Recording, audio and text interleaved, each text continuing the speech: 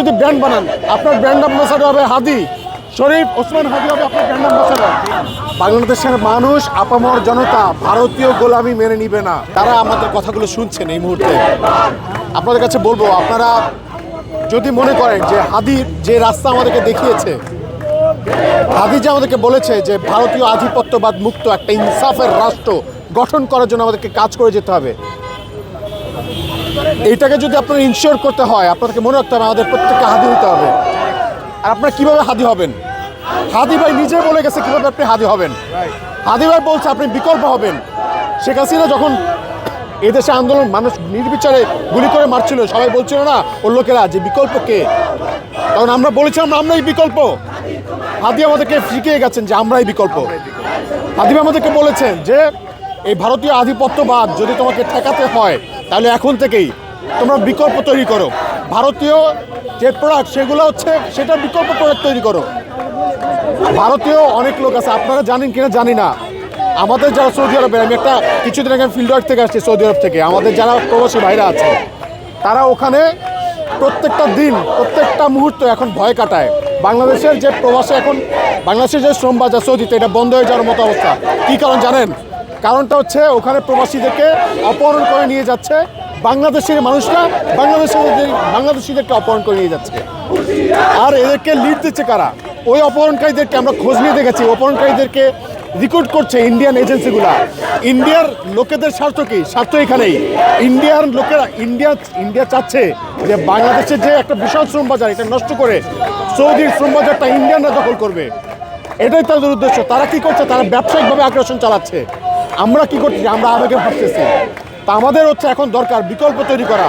ওরা যেভাবে নিজেদেরকে দক্ষ করার চেষ্টা করতেছে আমাদেরকে অ্যাটাক করার জন্য, আমাদেরকে ওইভাবে দক্ষ হইতে হবে নিজেদেরকে সুরক্ষিত রাখার জন্য, প্রতিরোধ ব্যবস্থা গড়ে তোলার জন্য। আমরা ওদের পেঁয়াজ খাবো না, আমরা নিজে উৎপাদন করব। আমরা ওদের প্রোডাক্ট ব্যবহার করবো না, আমরা ওদের ভাটিকাতে ব্যবহার করবো না, আমরা কুরকুরে চিপস খাবো না, আমরা নিজের চিপস বানাবো, আমরা নিজের তেল বানাবো, আমরা সেটা ব্যবহার করবো, আমরা দুনিয়াভাবে সাপ্লাই দিব। তখন অ্যাকচুয়ালি হবে কি ভারতীয় আধিপত্যবাদ থেকে নিজেদের মুক্তি দেওয়া।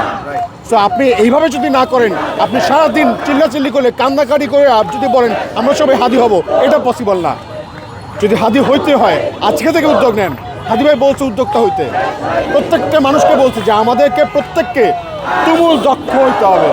হাদি ভাই এটা বলে গেছে, স্পষ্ট ভিডিও আছে, আপনারা সেই ভিডিওগুলো দেখেন, শেখেন। হাদি ভাই আপনাকে বলতেছে আপনার যতটুকু সামর্থ্য আছে, আপনার জামা বেচার সক্ষমতা আছে, আপনার প্যান্ট বেচার সক্ষমতা আছে, জুতা বেচার সক্ষমতা আছে, আপনি একটা ব্র্যান্ড খোলেন, একটা দোকান দেন। আপনি যদি আপনার হাতের কাজ জানেন, আপনি মোবাইল সারাইতে জানেন, কম্পিউটার সারাইতে জানেন, এসি সারাইতে জানেন, আপনার সার্ভিসিং সেন্টার খোলেন। আপনি মানুষকে ট্রেনিং সেন্টার খোলেন, একটা ট্রেনিং দেন।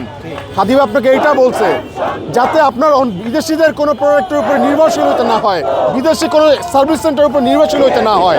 হাদি ভাই আপনাকে এইটাই শিখাই দিয়ে গেছে। আর আপনি যদি হাদি হইতেই চান, আপনাকে তাহলে এখন থেকে উদ্যোগ নিতে হবে। আমি এখনই হাদি হওয়ার জন্য প্রস্তুতি নিলাম, নিজের ব্র্যান্ড বানাইলাম। আপনি যদি ব্র্যান্ড বানান, আপনার ব্র্যান্ড অ্যাম্বাসাডর হবে হাদি শরীফ ওসমান হাদি হবে আপনার ব্র্যান্ড অ্যাম্বাসাডর। আপনার যদি মনে করেন আপনার টাকা কম, আপনার প্রচারণা চালাবে কে? আমরা চালাবো, আমরা সবাই মিলে আপনার প্রচারণা চালাবো। আপনি ব্র্যান্ড করেন।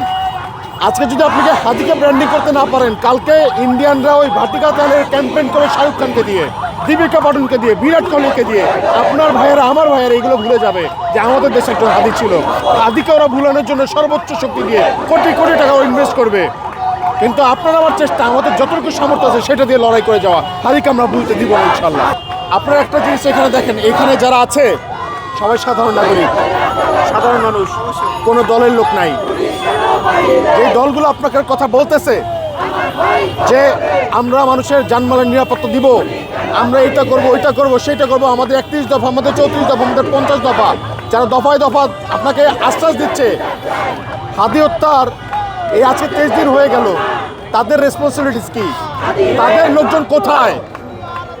বিএনপির তারেক রহমানের লোকজন কোথায়? তার নির্দেশনা কোথায়? ছাত্রদল কোথায়? শিবির কোথায়? জামাত কোথায়? এই প্রশ্ন আপনারা করেন, এগুলো করা গুরুত্বপূর্ণ। তারা কেন চুপ করে আছে? তারা কি ওই ভারতের যারা হচ্ছে প্রভু তাদেরকে ভয় পাচ্ছে? তারা তাদেরকে মানে প্রভু মনে করছে? বাংলাদেশের মানুষ, আপামর জনতা ভারতীয় গোলামি মেনে নিবে না। কথা খুব ক্লিয়ার, খুব স্পষ্ট। এবং এইখানে যারা আছে সাধারণ মানুষ, তারা এইটা জানান দিতে আসছে যে আমরা তাদেরকে শুধুমাত্র আমাদের প্রতিনিধি হিসেবে মেনে নিব যারা আধিপত্যবাদের বিরুদ্ধে বুক সোজা করে টান টান করে দাঁড়িয়ে থাকবে আমাদের সামনে। যারাই ঢালো হয়ে দাঁড়াতে পারবে আমরা তাদের সাথেই থাকবো ইনশাআল্লাহ।